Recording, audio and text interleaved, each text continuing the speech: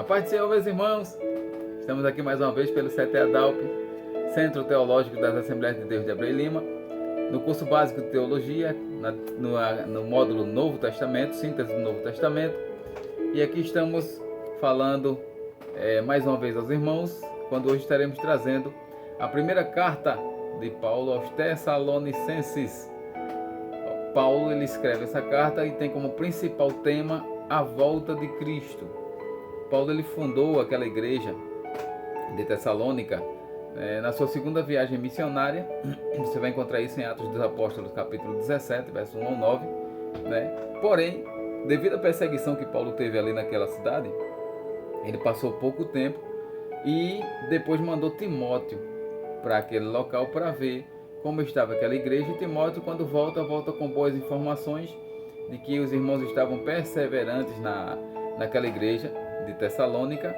E assim Paulo ele escreve para aqueles irmãos, exatamente para trazer conhecimento ou esclarecimento de algumas doutrinas de que havia surgido no meio dos irmãos com relação principalmente à ressurreição, ao arrebatamento, à salvação daqueles que morreram com Cristo, Então, nesse sentido, Paulo ele se preocupa porque os irmãos eles esperavam, de que Jesus voltasse depressa.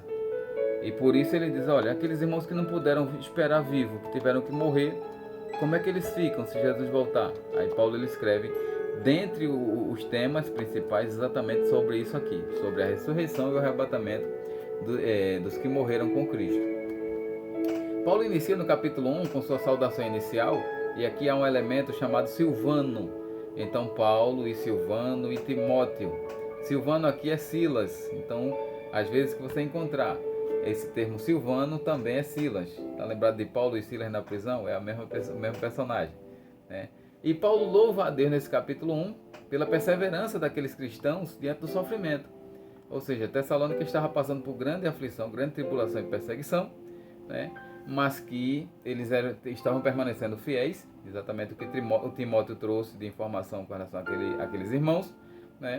E Paulo louva a Deus pela fidelidade deles, também por anunciarem fielmente o Evangelho de Cristo.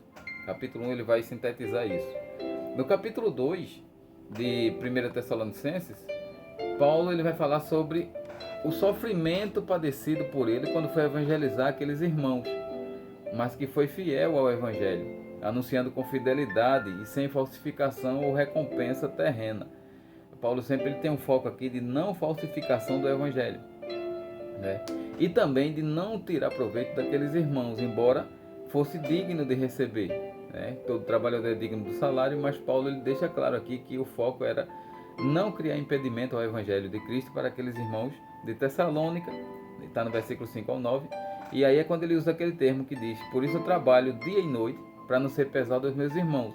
Ou seja, Paulo ele tinha esse cuidado de sempre tentar se manter. Ele recebia doações, mas ele tinha esse cuidado de tentar se manter para que o Evangelho fosse pleno na vida daqueles irmãos, para que não criasse nenhum impedimento, embora é direito de quem anuncia o Evangelho que viva do Evangelho. Paulo sempre mostrou esse detalhe.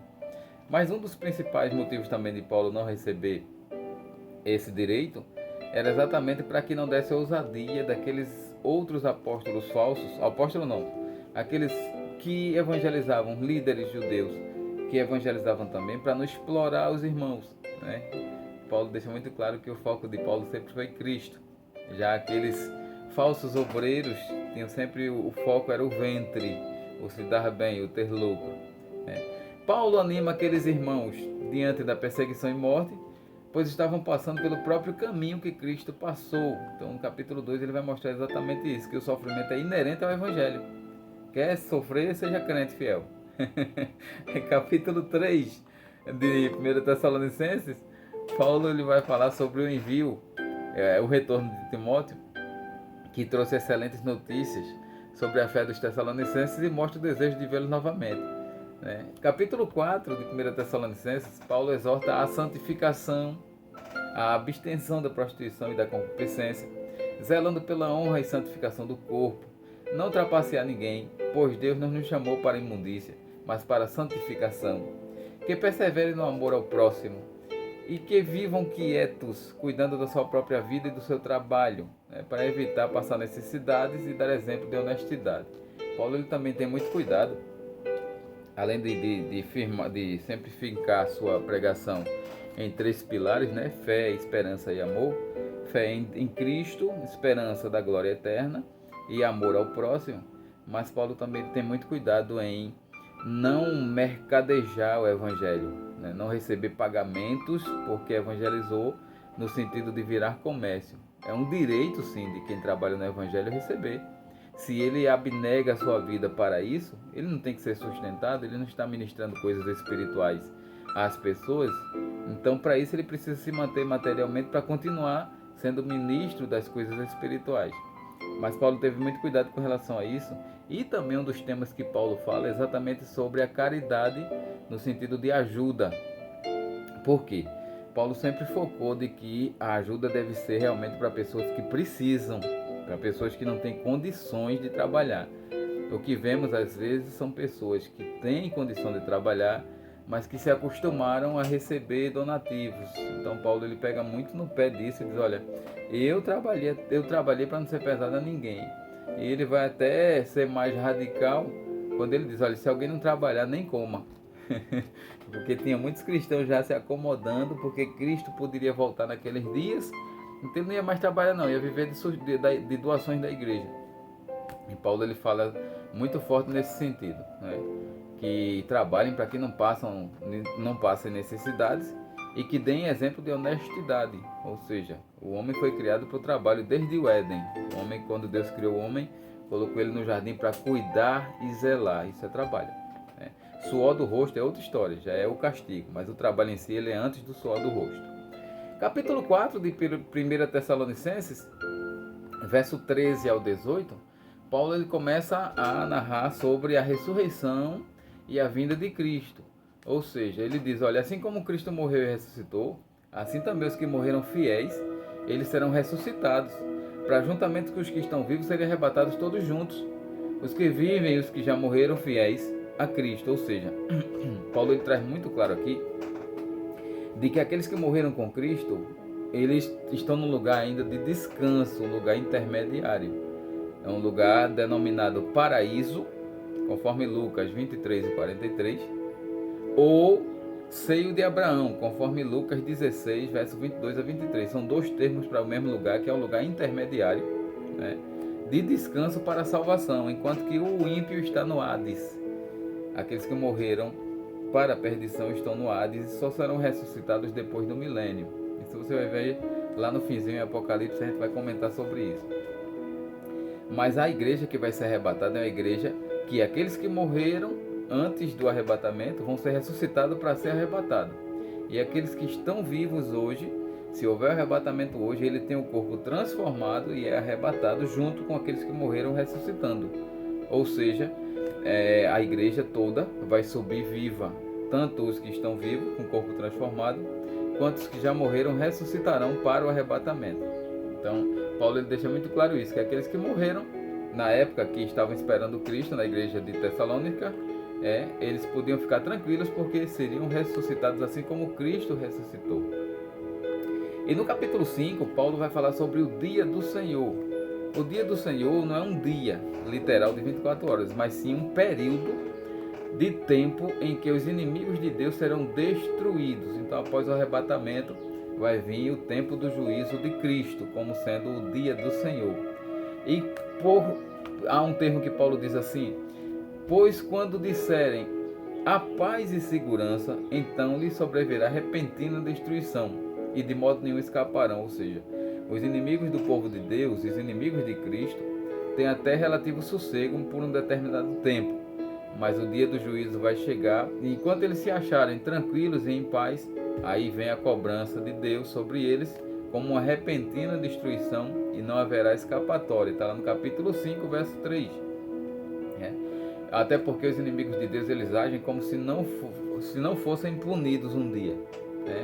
E quanto aos cristãos, nesse mesmo capítulo, do capítulo 5, Paulo ele vai recomendar para que vivam na luz e que sejam vigilantes, agindo contrário aos que são da noite e que dormem.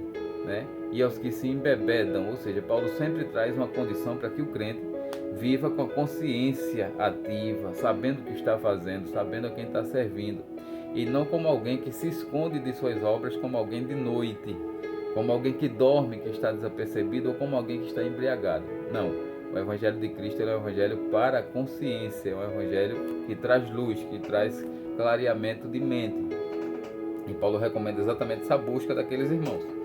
No capítulo 6 de 1 Tessalonicenses, do verso 12 ao 28, Paulo praticamente encerra sua carta, sua primeira carta aos Tessalonicenses, e faz várias admoestações, votos e saudações, né, bastante conhecidas inclusive. Por exemplo, regozijai-vos sempre, orai sem cessar, em tudo dai graça, não extingais o espírito, não desprezeis as profecias, examinai tudo, retende o bem, abstê-se de toda a aparência do mal, manter espírito, alma e corpo irrepreensível para a vinda do Senhor.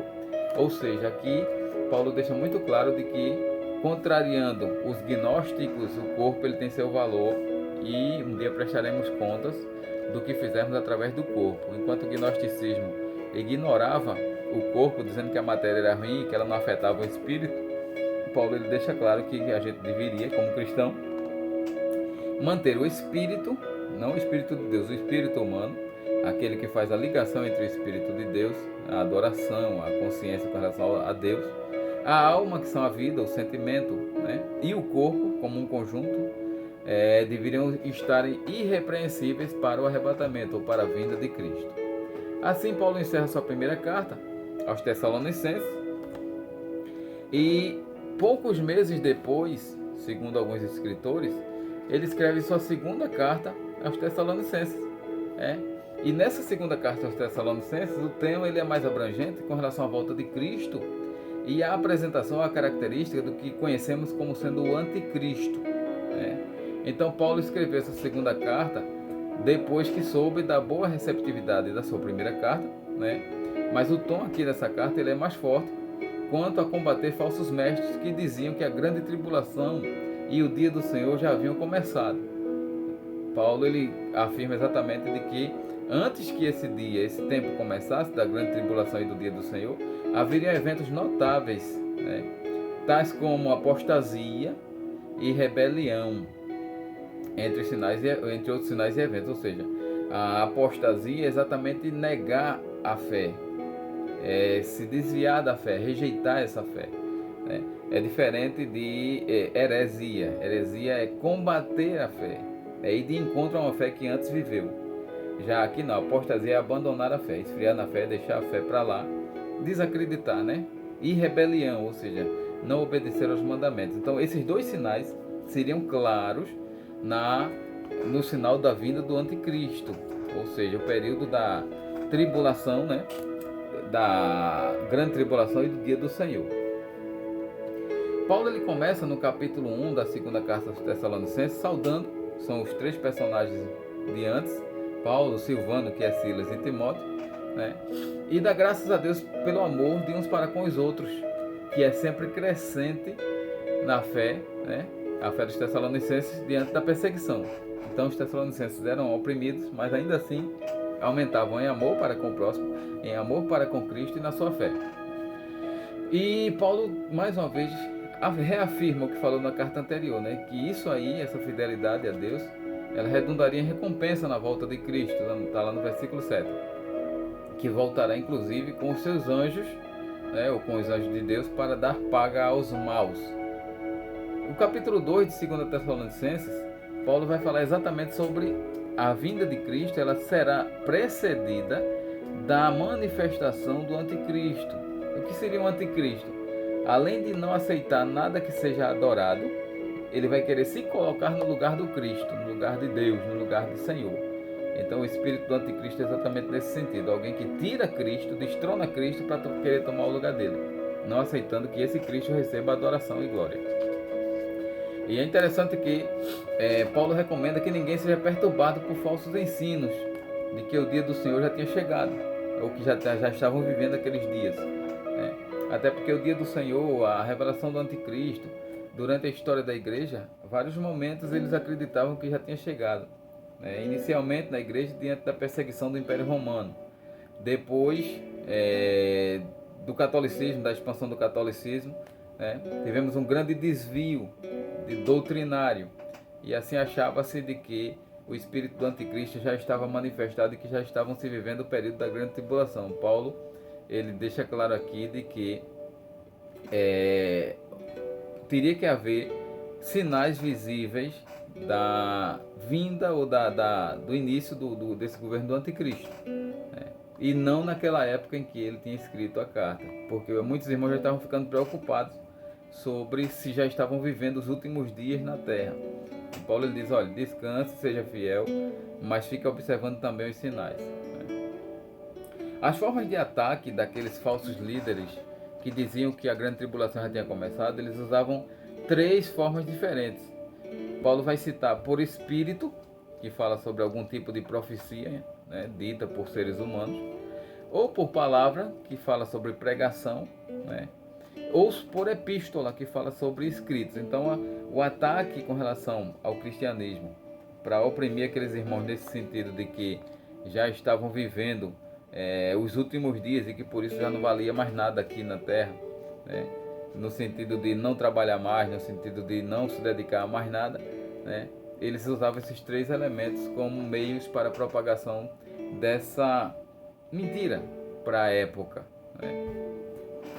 Aí aqui fala sobre o seguinte, que Paulo, no mesmo capítulo 2, ele vai dizer que a vinda de Jesus ele é precedida do aumento da apostasia, ou seja, viria um esfriamento da fé, um afastamento da fé, e também da manifestação do homem do pecado, do filho da perdição. Ou seja, a esses 2 termos aqui ele é atribuído exatamente ao anticristo, né? De que na realidade homem do pecado é exatamente quem não quer vínculo nenhum com Cristo, com o perdoador. E filho da perdição é porque por andar nesse caminho de desvio pleno, de desvio total, seria já condenado, né, no juízo de Cristo. Alguns sinais Paulo também destaca de que mostraria a evidência da vinda do anticristo. Ele elenca pelo menos 3 elementos. Por exemplo, intensificação do ministério da injustiça, capítulo 2, verso 7 de 2 Tessalonicenses. Ou seja, quando você vê a injustiça aumentando mais e mais, é sinal de que o espírito do anticristo já está bem próximo, né, para o seu estabelecimento. Outro sinal seria virar a apostasia. A apostasia, ela é o desvio da fé. E por fim, um que agora resiste, aqui se aplica ao Espírito Santo, que será retirado, ou seja, a ação plena do Espírito Santo é no período da igreja. Ele desceu em Pentecostes e age, ou agirá até o arrebatamento da igreja. Mas depois ele será tirado no sentido de que não estará operando plenamente. O Espírito Santo ele vai operar ainda no período da grande tribulação. Temos aqui o exemplo das 2 testemunhas que pregarão. Temos o exemplo dos 144 mil judeus que serão fiéis e que agirão com poder através do Espírito Santo. Mas o que o detém agora, o que o detém a expansão do espírito do anticristo é exatamente a ação do Espírito Santo que está plena na terra, através da igreja de Deus. Sobre a apostasia, um dos elementos também que gerarão isso, que confirmarão isso, é exatamente o desvio doutrinário. Ou seja, muitas pregações hoje, irmãos, são totalmente fora da Bíblia. Isso é um sinal iminente de que está havendo uma apostasia, um esfriamento da fé, um abandono da fé. Seria um outro evangelho, como Paulo diz, que seja anátema, que seja maldito. E interessante é que uma das principais operações do anticristo é querer parecer e agir como Deus, né? Não autorizando qualquer outro ser que deva ser adorado, agirá sob o poder de Satanás, né? E operará com sinais de prodígios de mentira. O que isso quer dizer, irmão? É que o espírito de mentira, ele na realidade ele trabalha para tentar iludir as pessoas. Ele não busca o bem das pessoas. Então, Paulo ele vai deixar muito claro aqui de que o anticristo ele agirá com o poder de Satanás e que operará prodígios de mentira, ou seja, para convencer as pessoas para o erro, para a mentira. E com os quais enganará aqueles que não creram em Jesus e estão com a mente sem luz do conhecimento. Paulo ele deixa isso claro, de que só vai enganar aqueles que não têm o Espírito Santo na vida. Está no versículo 11 do capítulo 2. Mas no fim será destruído com o sopro da boca de Cristo. Esse sopro, ou a espada que sai da sua boca, compreende-se que seja a palavra que Cristo proferirá e assim destruirá o anticristo. E Paulo recomenda aos crentes que permaneçam fiéis ao Evangelho, pois seriam eternamente consolados e salvos. Capítulo 2, verso 16, Paulo ele encerra esse capítulo exatamente falando sobre isso. E por fim, o último capítulo de 2 Tessalonicenses. Nesse capítulo, Paulo pede orações para que continue anunciando o Evangelho e reafirma o desejo de que permaneçam fiéis e que se afaste de alguns irmãos que andam desordenadamente. Isso é um perigo, irmãos dentro da igreja que são desordenados e que têm um poder de influência para destruir assim outros irmãos. Paulo recomenda que esses irmãos fiquem afastados realmente. E também, aqui Paulo reforça aquela situação de que, como diziam que o dia do Senhor e a grande tribulação já tinha chegado, muitos irmãos pararam de trabalhar para querer viver apenas de sustento da igreja, porque não valia mais a pena investimento nenhum aqui na terra. E Paulo, no caso, ele combate alguns que não queriam trabalhar, e é quando ele usa aquele termo: se alguém não quiser trabalhar, não coma também. Está no verso 10 ao 12 do capítulo 3 de 2 Tessalonicenses. E que os irmãos ali não se cansassem de fazer o bem. Então, assim Paulo encerra o segundo livro de Tessalonicenses, e com suas saudações finais. Que Deus nos ajude, irmãos, para que a gente possa cada dia mais buscar o conhecimento das coisas de Deus, e que a gente esteja com o ouvido espiritual muito atento para perceber quando vier alguma heresia, alguma palavra contrária ao Evangelho de Cristo, que a gente esteja firmado na verdadeira palavra de Cristo, como está escrito, que a palavra de Deus habite abundantemente em vós. Ou seja, aquele que está firmado na palavra de Deus, esses permanecerão firmes na fé, com a graça de Deus na vida. Assim, que Deus nos abençoe. Depois estaremos dando seguimento aos demais livros para concluir esse módulo de Novo Testamento. Que Deus abençoe, meus irmãos.